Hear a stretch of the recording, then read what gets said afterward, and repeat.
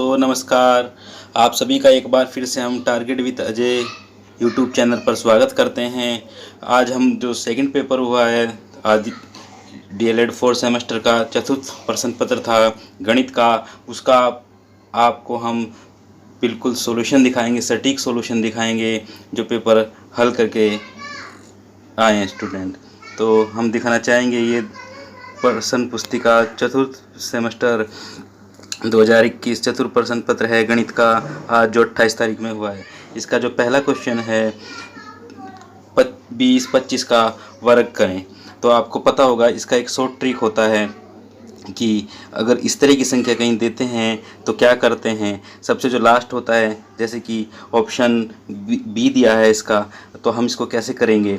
इसमें दिया है कि ये दिया है 45, तो 45 का क्या करेंगे, 45 का करेंगे हम, जैसे ये हमने लिख दिया यहाँ पे कि 45 है, 45 से क्या निकल के आएगा 45। तो हम जो लास्ट वाला होता है उसका कर लेते हैं 25, और जो 4 है, 4 से ऊपर एक संख्या होती है 5, और 5 की गुणा कर देते हैं इसके अंदर, तो क्या होता है 5 चौक 20। तो बिल्कुल ये बहुत ईजी सा क्वेश्चन था और इसका ईजी सा ही आंसर था। तो इसका वर्गमूल क्या होगा, कुछ आगे उसमें निकालने की जरूरत नहीं थी, शॉर्ट था, तो 45 इसका आंसर होगा। नेक्स्ट है हमारा क्वेश्चन नंबर 2, √2 + 1/2। इसका जो सॉल्यूशन है वो कैसे करेंगे। तो इसमें कुछ नहीं करना था, ये भी बहुत ईजी सा क्वेश्चन दिया था।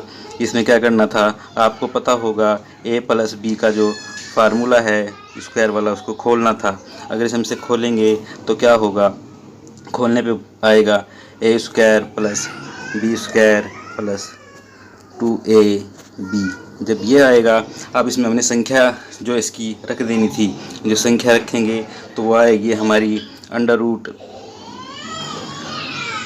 जो संख्या आएगी वो आएगी √2 इसका स्क्वायर प्लस 1/2 √ इसका स्क्वायर प्लस ये आएगी 2, ये प्लस करने के बाद 2 प्लस गुना √2 गुना 1/√2। तो √2 से √2 कट जाएगा। अगर इसका सॉल्यूशन हमने इसमें PDF में भी डाल दिया है, वो भी आप देख सकते हैं, तो ये कट जाएगा। तो जो सॉल्यूशन निकल के आएगा वो निकल के आएगा 2 + 1/2 + 2, और जो इसका सही आंसर होगा 4 सही 1/2। क्या आंसर सही होगा इसका, 4 सही 1/2। ये बात आगे चलते हैं। ये दिया गया है एक घटना के प्रतिकूल समानुपात 2:3 है, तो उसके घटने की प्रायिकता क्या होगी। तो उसके घटने की प्रायिकता होगी, अगर हम बात करें m/n से, तो 3/2 इसका उल्टा कर लेंगे, क्योंकि प्रतिकूल है। अनुकूल का क्या होता, अनुकूल का होता 2/3। तो ये प्रतिकूल है, तो प्रतिकूल का होगा 2/3, और उसको हम फार्मूले में रखने के बाद जो आंसर आएगा 3/5 इसका आंसर आएगा, जो ऑप्शन हमारा क्या है, ऑप्शन 4 में दिखाया गया है। अब हम बात कर लेते हैं क्वेश्चन नंबर 4 की। इसमें बहुलक क्या होगा। तो आपको पता है, वो तो ईजी सा क्वेश्चन था ये भी, कि बहुलक जो संख्या बार बार रिपीट होती है वही उसका क्या होता है, वो बहुलक होता है। तो यहाँ पे जो 12 है, 12 लगभग 3 बार सबसे अधिक बार रिपीट हो रहा है, तो ये क्या होगा, इसका ये बहुलक होगा। हम बात करते हैं क्वेश्चन नंबर 5 की। sin 2a = 2 sin a तब सत्य होता है जबकि a बराबर होता है 0 के। तो क्या रख लेंगे इसमें, sin 2a बराबर, ये 0 हो जाएगा sin 2a, और इस इधर भी बराबर हो जाएगा 2 sin a, तो 0 बराबर 0। ये तो बहुत आसान सा था इसका जो आंसर था, तो इसका आंसर हो जाएगा पहला। अब हम बात कर लेते हैं इसी का जो हमने सॉल्यूशन किया है, सॉल्यूशन में एक बार आपको दिखा दूँ ताकि आपको कोई दिक्कत ना आए। तो मैंने सॉल्यूशन इसमें एक रजिस्टर में भी सोल्व कर लिया, आप इसका स्क्रीनशॉट भी ले सकते हैं। ये लीजिए, देखो ये स्क्रीनशॉट ले लीजिए, जिसको स्क्रीनशॉट लेना है वो स्क्रीनशॉट ले सकता है इसका। ये मान रखे हैं मैंने और ये सोल्व किया है, ठीक है दोस्तों। तो आपको दिखाने के लिए ही मैंने आपके लिए बनाया है ये, आप इसका स्क्रीनशॉट ले सकते हैं। जो 3rd सेमेस्टर में या 2nd सेमेस्टर में है, जो 1st सेमेस्टर भी BTC के जो हैं शुरू होने वाले हैं एडमिशन, वो भी इसका रख सकते हैं सॉल्यूशन रख के, और ये टैट और सुपर टैट में आने की भी इसकी बहुत संभावना है। अब हम बात करते हैं क्वेश्चन नंबर 6 की बात करते हैं। मैंने सोल्व कर दिया है, ये दिया है हमारा, फिर अभी पेपर दिखाना होगा इसके अंदर। तो पेपर दिखाने के लिए हम वापस एक पेपर पे ही जाएंगे। ये है, ये रहा हमारा पेपर। तो पेपर दिखाने के लिए हमें ये रहा, इसी का है। यदि किसी वर्त का क्षेत्रफल 154 वर्ग सेमी है तो उसका व्यास याद कीजिए। तो हमें इसका व्यास याद करना है। तो व्यास याद करने के लिए मैंने ये दिखाया है आपको क्या करना है। दिया गया है वर्त का क्षेत्रफल पाई आर स्क्वायर होता है। जब वर्त का क्षेत्रफल पाई आर स्क्वायर होता है और हम उसने क्षेत्रफल दिया है 154 को हम बराबर में रख लेंगे और पाई आर स्क्वायर जो है इस फार्मूले में अब इसको सोल्व करेंगे। 154 बराबर पाई का मान आपको पता ही है 22/7 होता है, और जो आर स्क्वायर है, आर स्क्वायर का मान हमें निकालना है। अब आर स्क्वायर जो हमारी त्रिज्या है उसका हम मान निकालेंगे, जिसे काटेंगे तो आर स्क्वायर बराबर आएगा 49। और जब हम 49 को रूट में करेंगे तो 7 × 7 होता है, और आर बराबर क्या होता है 7। तो 7 हमारी क्या हो गई त्रिज्या, और उसमें पूछा क्या आया गया उसका व्यास। तो त्रिज्या क्या होती तो व्यास क्या होता है उसमें डबल होता है। तो 7 दूनी 14 इसका क्या होगा आंसर होगा। इसी प्रकार हमारा जो दूसरा क्वेश्चन है हमारा 243 को 3/5 मतलब इसकी घात दी गई है को सरल करें। तो इसको सरल करने के लिए क्या करेंगे हम, ये दिया गया है 243 3/5। इसमें क्या करेंगे, अब 3 को हम 3 की 5 बार गुना करेंगे तो वो आ जाता है 243 आ जाता है। और जब इसकी 3 की 5 बार गुना कर लेंगे तो 3 की पावर 5 आ जाएगी, और इसने दी भी है 3/5। तो 5 से 5 इसमें कैंसिल हो जाएगा। जब 5 से 5 इसमें कैंसिल हो जाएगा, 5 से 5 इसमें कैंसिल हो जाएगा तो हमारे पास क्या बचेगा 3√3, और 3√3 कितना होता है 27, और 27 इसका आंसर होगा। ठीक है दोस्तों। अब हम बात करते हैं क्वेश्चन नंबर 8 की। तो इसमें क्या करना है, इसमें सिर्फ गुणनखंड करने थे, और ये क्वेश्चन था x² - 14x + 49। इसमें सिर्फ और सिर्फ गुणनखंड करने थे, और गुणनखंड मैंने आपको दिखा दूँ, गुणनखंड मैंने ये किए हुए हैं यहाँ पर। ये x² - 14x + 49। तो 49 के ऐसे टुकड़े जिनका घटा के क्या आए 14 आए, तो इसमें करना था x² - तो 7 की हम 7 में गुणा करेंगे तो आ जाएगा 7x - 7x। 7x और 7x कितने होते हैं 14x + 49। अब हमने 7 कॉमन ले लिया, और फिर जब 7 कॉमन ले लेंगे तो अंदर क्या आ जाएगा 7 - 7। इधर भी 7 कॉमन ले लेंगे, इधर x कॉमन लिया तो इधर 7 कॉमन ले लेंगे, तो ये हमारा जो आ जाएगा बराबर 0 में रखेंगे तो x बराबर क्या आ जाएगा, x बराबर हमारा 7 आ जाएगा। इसके बाद जो हमारा क्वेश्चन था नेक्स्ट, ये था 15.625 का घनमूल निकाल दिए, मतलब क्यूब में इसको दिखाना था। आपको पता भी होगा जब किसी चीज़ को 3 बार लिख लेते हैं तो वो घन हो जाती है। तो ऐसा ही था, हमने 2.5 × 2.5 × 2.5 को हमने 3 बार लिखा। जब हमने 3 बार लिखा तो ये इसके बराबर आ गया। जब इसके बराबर आ गया तो उसने पूछ लिया किसका मान था, तो ये 2.5 का मान था। तो हमने क्वेश्चन नंबर 9 तक आपको बता दिए। अब हम बात करते हैं क्वेश्चन नंबर 10 की। क्वेश्चन नंबर 10 है हमारा 1 - tan² 45 degree upon 1 + tan² 45 degree का मान याद कीजिए। तो इसका मान हम याद करते हैं, ये दिया गया है। ये साथियों हमारे चैनल को सब्सक्राइब करें, हमारी वीडियो को लाइक करें, और हमारी वीडियो को ज़्यादा से ज़्यादा शेयर करें। टारगेट भी अजय आपके साथ हैं। ये हमारा क्वेश्चन था 1 - tan² 45 बटे 1 + tan² 45। तो इसमें हमने क्या करा 1, और tan 45 का मान आपको पता ही है 1 होता है, और नीचे भी tan 45 है उसका मान भी 1 होगा। इसका स्क्वायर करेंगे, अगर 1 का स्क्वायर करें, क्यूब करें, कुछ भी करें तो वो 1 ही रहता है। तो 1 - 1 बटा 1 + 1, और जब ये 1 से 1 ऊपर कट गया तो 0/2, और जब 0 को किसी भी संख्या से भाग देते हैं तो उसका मान क्या आता है 0 आता है। तो इसका आंसर क्या हो गया, 10वें क्वेश्चन का आंसर क्या हो गया 0 हो गया। चलो जी, अब क्वेश्चन नंबर 11। क्वेश्चन नंबर 11 है, वह छोटी से छोटी संख्या ज्ञात कीजिए जिसके 70 75 में गुणा करने पर गुणनफल पूर्ण वर्ग हो जाए। तो दोस्तों मैं आपको समझाऊंगा कि पूर्ण वर्ग होता क्या है, मतलब उसके जोड़े कंप्लीट हो जाएं। तो मैंने जोड़े क्या हो जाए कंप्लीट हो जाए, तो यहाँ पे जोड़े कंप्लीट किए गए हैं। ये 70 75 को 3 से हमने भाग दिया, फिर 3 से हम लगातार जब तक देते गए जब तक 1 ना बचे, ये इसका नियम होता है। और फिर हमने इसके जोड़े बना लिए, 3 × 3 1 जोड़ा बन गया, 3 × 3 2 जोड़े बन गए, और 5 × 5 1 जोड़ा बन गया। लेकिन बेचारा कौन अकेला रह गया, 3 रह गया। अब इसने कहा है कि 3 से गुणा करने पर पूर्ण वर्ग बन जाए, तो 3 से अगर हम इसमें गुणा कर दें तो इस सभी के जोड़े कंप्लीट हो जाएंगे, मतलब सभी पूर्ण वर्ग में आ जाएंगे। तो इसका आंसर क्या होगा? इसका आंसर 3 होगा। क्वेश्चन नंबर 11 का आंसर क्या होगा हमारा? 3 होगा।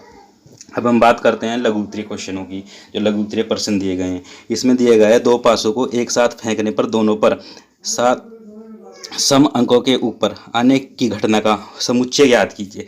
आप समुच्चय बनाया गया है इसमें, तो समुच्चय बनाने के लिए इनको अलग अलग लिख लेंगे। समुच्चय के लिए क्या करेंगे?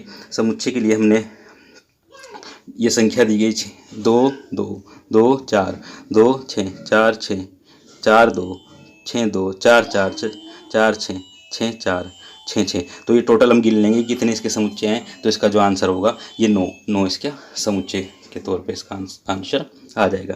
अब ये बहुत आसान सा क्वेश्चन है 2 नंबर में। निम्नलिखित बारंबारता बंटन की माध्यिका याद कीजिए। बंटन की माध्यिका याद करने के लिए हमें क्या करना होगा? इसकी जो माध्यिका याद करने के लिए हमें ये तालिका बनानी होगी। एक तरफ हम अपने पद लिख लेंगे, एक तरफ हम बारंबारता लिख लेंगे और एक तरफ हम संचय बारंबारता लिख लेंगे। मेन जो काम है इसका संचय बारंबारता का होता है। संचय बारंबारता में क्या होता है? हम सीक्वेंस में जोड़ते जाते हैं। 3 में 2 जोड़ेंगे, शुरू में 3 लिख लेंगे, 3 में 2 जोड़ेंगे 5, 5 में 2 जोड़ लेंगे 7, 7 में 4 जोड़ेंगे 11, 11 में 3 जोड़ेंगे 14, 14 में 1 जोड़ेंगे 15 और 15 में 2 जोड़ेंगे 17। लेकिन अभी भी हम माध्यिका कैसे निकालेंगे? ऊपर भी 3 है और नीचे भी 3 है। ऊपर की संख्या हटा दी, नीचे की संख्या हटा दी, बीच की संख्या बच गई हमारे पे 8 4 11। तो माध्यिका क्या होगी? पद की माध्यिका 8 होगी। ये हमारा आंसर होगा। तो इसका आंसर क्या होगा? 8 होगा। अगर हम बात कर लें अगले क्वेश्चन के बारे में, यदि समकोण त्रिभुज ABC में साइन A बराबर 4/3 हो तो sine square A plus cos square A का मान याद कीजिए। आपको पता होगा sine square A plus cos square A बराबर 1 होता है। इसका जनरल फार्मूला होता है। इसी को हमने आगे बढ़ाया है। तो इसमें क्या होगा? इसमें पाइथागोरस प्रमेय लगाई जाएगी और एक त्रिभुज बना लेंगे हम। त्रिभुज जो बना लेंगे इस तरह का त्रिभुज होगा ABC। जो हम लाल बटा कक्का की बात करेंगे तो लंब बटे कर्ण, तो लंब बटे कर्ण के अनुसार में रख लेंगे हम, और आधार बटे कर्ण, लेकिन है नहीं तो लाल बटे कक्का को याद रखेंगे। इसी से जो है ट्रिग्नोमेट्री में बहुत सारे क्वेश्चन सोल्व हो जाते हैं। लेकिन इसमें पाइथागोरस प्रमेय भी लगेगी। तो पाइथागोरस प्रमेय से क्या निकाल लेंगे हम? AC का मान निकाल लेंगे। अब AC का मान निकालने के लिए क्या करेंगे? AC स्क्वायर बराबर AB का स्क्वायर प्लस CB का स्क्वायर। अब AC बराबर ही अंडर रूट में आ जाएगा और अंडर रूट में क्या होगा? AB हमारा क्या है? 3 का स्क्वायर कर देंगे और BC हमारा क्या है? 4 का स्क्वायर कर देंगे। अब इस स्क्वायर को हम खोल देंगे तो 3 का क्या होगा? 9 और 4 का क्या होगा? 16। ये अंडर रूट में है। 9 और 16 कितना होता है? 25, और 25 अंडर रूट में क्या होता है? 5। अब 5 हमारे पे आ गई AC की वैल्यू। अब उसने दिया है sine square A plus cos square A। जब साइन स्क्वायर A और कोस स्क्वायर A दिया है तो इसमें फिर वही लाल बटा कक्का लगाएंगे। जब हम लाल बटा कक्का लगाएंगे तो हमारा हो जाएगा 4/5। 4/5 साइन A की मान है 4/5, और कोस जो आधार के अकॉर्डिंग रखेंगे कोस स्क्वायर A, ये वो हो जाएगा आधार बटे कर्ण। ठीक है जी, आधार बटे कर्ण, तो 3/5। अब हम इसका स्क्वायर खोल देंगे तो इसका होगा 4 चौक 16 और नीचे आप 5 25 हो जाएगा, प्लस इधर 3 है तो 9 स्क्वायर हो जाएगा, 9 हो जाएगा जी स्क्वायर का, और ये 25 हो जाएगा। इन्हें जोड़ लेंगे हम। जब इनके आधार बराबर हो तो ऊपर की संख्या जोड़ लेंगे। जब आधार बराबर ऊपर की संख्या जोड़ देंगे तो 16 9 25 हो जाएंगे। 25 से 25 काट देंगे तो एक आंसर आ जाएगा। तो इसने दिखा दिया कि sine square A plus cos square A एक ही रहेगा और स्टैंडर्ड बाहर बुल में भी क्या है? एक ही रहेगा। अगर किसी का आंसर गलत आ रहा होगा तो लास्ट में ये लिख के भी आ सकता था, लेकिन इसे सोल्व करना पड़ेगा। ठीक है जी। अब हम बात कर लेते हैं क्वेश्चन नंबर 15 की। ये थोड़ा धुंधला है इसमें, लेकिन फिर भी मैं आपको बता दूंगा। 550 घन सेमी लोहे से एक बेलनाकार सरिया बनाया जाता है। ये सरिये का व्यास दिया गया है 1 सेमी। तो सरिये की लंबाई याद कीजिएगा। अब सरिये की हमने क्या करनी है? सरिये की हमें लंबाई याद करनी है। अब सरिये की लंबाई याद करने के लिए हमने क्या लिखा है? माना सरिये की लंबाई x सेंटीमीटर, व्यास है वो भी 1 सेंटीमीटर, त्रिज्या इसकी आधी होगी 1/2 सेंटीमीटर। अगर हम बात करें इसका फार्मूला लगा लेंगे, पाई R स्क्वायर H बराबर कितना दिया है? उसने दिया भी है 550। अब कुछ नहीं करना था, बस पाई का मान आपको पता ही है 22/7 होता है, हैं जी। R स्क्वायर का दे दिया ने त्रिज्या 1/2 गुणा 1/2, H हमें निकालना है, हमने ये पूछा था। अब इस कुछ नहीं से इसे उठा लो और इसे जो नीचे संख्या दिख रही है 7 2 2, इसे ऊपर ले जाओ जी। तो 50 गुना 7 गुना 2 गुना 2, और जो ऊपर से नीचे ले जाओ बराबर में 22, इसे काट लेंगे, 2 से कट जाएगा 22, 11 आ जाएगा, 11 को काट लेंगे, 11 11 55 हो जाएगा, और ऊपर बचेगा 5, 5 की 0 उतार लेंगे, तो 50 गुना कितना हो जाएगा, 50 गुना 2 100 हो जाएगा, और 100 की 7 में करेंगे तो 700 आ जाएगा। कभी 14 की इसमें सोचियो कि 14 की और 50 की गुणा करोगे तो थोड़ा लेंथी बैठेगा, तो 100 में गुणा करनी है, 50 की गुणा 2 से कर दियो 100 हो जाएगा, और 100 की 7 से करोगे तो 700 आ जाएगा, टाइम बचेगा वहाँ। ठीक है जी, तो आ गया हमारा क्वेश्चन है, एक टोकरी में 1250 फूल हैं, यदि एक व्यक्ति किसी नगर के प्रत्येक मंदिर में उतने ही फूल चढ़ाता है जितने की उस नगर में मंदिर है, यदि उसने एक टोकरी चढ़ाई है, तो बताइए कि उस नगर में कुल कितने मंदिर हैं। हाँ जी, एक टोकरी हर मंदिर में चढ़ा दी। चलो जी, इसका भी सोल्यूशन करेंगे हम। तो इनने कहा है कि एक टोकरी है जी, एक टोकरी में फूल कितने, 1250, तो 8 टोकरी में फूल कितने होंगे, 8 गुना 1250 बराबर 10,000। अब नगर में मंदिरों की संख्या निकाल दो। अब मंदिरों की संख्या निकालने के लिए आपको पता होगा इसका अंडर रूट कर लें, जहाँ पे भी संख्या पूछ रहा है तो इस सारे का 10,000 का अंडर रूट कर देंगे, और 10,000 का अंडर रूट करने के बाद बाहर निकाल लेंगे तो 100 होगा। तो नगरों में मंदिरों की संख्या कितनी है जी, 100 है, 100 इसका आंसर होगा। अब हम बात कर लेते हैं क्वेश्चन नंबर 17 की। एक लंबवर्तीय शंकु की ऊंचाई उसके आधार की त्रिज्या के बराबर है, तो उसका आयतन 9 घन सेमी है, तो शंकु की ऊंचाई याद करनी है। क्या याद करना है हमें शंकु की ऊंचाई याद करनी है। अब शंकु की ऊंचाई याद करने के लिए उसने दे दिया h बराबर r दे दिया, मतलब उसकी जो त्रिज्या और ऊंचाई बराबर है। पहली लाइन में क्या रखा ही, तो हम रखेंगे शंकु का आयतन हो 1/3 पाई r स्क्वायर h। अब शंकु का आयतन है 1/3 पाई r स्क्वायर h। अब उन्हें दे रखा है 9 पाई दे रखा, हमने 9 पाई इधर रख लेंगे, 1/3 पाई रख लेंगे, एच स्क्वायर हमारे पास है ही गुणा एच। अब याद रखियो उनने आर बराबर पहली लाइन में क्या रखा कि आर और एच बराबर हैं। जब आर और एच बराबर हैं तो क्या कर लेंगे, पाई से पाई कट जाएगा, जहाँ एच रखा था आर की जगह वो स्क्वायर में एच, तो एच की हो जाएगी 3, एच की 3 बराबर कितना हो जाएगा 27। और जब किसी की क्यूब हो 27 किसका है जी 3, एच बराबर 3, यही हमारा आंसर होगा, यही हमारा क्या होगा आंसर होगा। अब हमारा जो क्वेश्चन है आज का अंतिम क्वेश्चन है, चित्र में ओ केंद्र तथा ए ओ बी वर्त का व्यास है, वर्त पर बिंदु सी और डी एस के जो दिए गए हैं कोण दिए गए हैं, कोण सी ए बी बराबर 30 और कोण ए बी डी बराबर 40 हो, तो कोण सी ए डी एवं कोण बी डी का मान याद कीजिए। इस तरह का क्वेश्चन आवे, ये ज़्यादातर परमे हाई स्कूल में हमने पढ़ी है उन्हीं पे बेस्ड क्वेश्चन आते हैं। अब इसमें भी आज क्या कर दिया एग्जामिनर ने, इसमें भी वही इसने सोल्यूशन करना दे दिया, वही परमे दे दी कि अर्धवर्त पे बना कोण समकोण होता है, मतलब कि अर्धवर्त पे जो भी कोण बनेगा उसका मान होगा 90। ये डायरेक्टली कहा, और ये पर में भी हम हाई स्कूल तक पढ़ते आ रहे हैं, जो बीएड में भी पूछ रहा लगा था। तो हमने कोण निकाल लेंगे जी, हमने दिया भी है कोण ए सी बी सी कितना है जी हमारे पास 90 है, क्योंकि उनने कहा ये ऊपर उनने ये कहा कि क्या है जी, उन्होंने ये कहा कि जो अर्धवर्त पे बना कोण हुआ है कितना हुआ है वो 90 हुआ है। फिर हमें क्या करना है, कोण ए बी सी 90 + 30, क्योंकि सम्मुख कोण दे दिया इसने तो सम्मुख कोण भी इसमें लिख लेंगे। तो ए बी सी ये कितना हो जाएगा 90 में कितना है 190 + 30 कर लेंगे, और 90 + 30 करने के बाद कितना घटा देंगे 180, क्योंकि त्रिभुज के तीनों कोणों का योग कितना हो 180। जब 180 घटा लेंगे तो त्रिभुज ए बी सी का मान कितना रह जाएगा 60, त्रिभुज ए बी सी का मान कितना रह जाएगा 60, और उसमें आ जाएगा त्रिभुज ए डी बी का मान कितना हो जाएगा 90। अब इसने फिर आगे निकाल लेंगे हम, उसने दिया भी है कि कोण डी ए बी ये कितना है हमारा डी ए कोण ए दिया हमने। अब हम इसमें लिखेंगे 90 + 40, क्योंकि आमने सामने के कोण भी हैं 90 + 40, 90 + 40 को जोड़ेंगे तो कितना आ जाएगा 90 + 40 जोड़ देंगे 130। अब 130 में से कितना घटा देंगे कि त्रिभुज के तीनों कोणों का योग कितना हो 180, उसमें से घटाएंगे तो बचेगा हमारा कोण ए 50। अब 50 आ गया। अब इन्होंने पूछ लिया कोण सी ए डी वो कितना होगा जी 80 हो गया, और कोण बी डी वो कितना हो गया 100 हो गया। ठीक है जी, तो ये आज का मैथ का सोल्यूशन था 28 सितंबर 2021 का। ठीक है जी। तो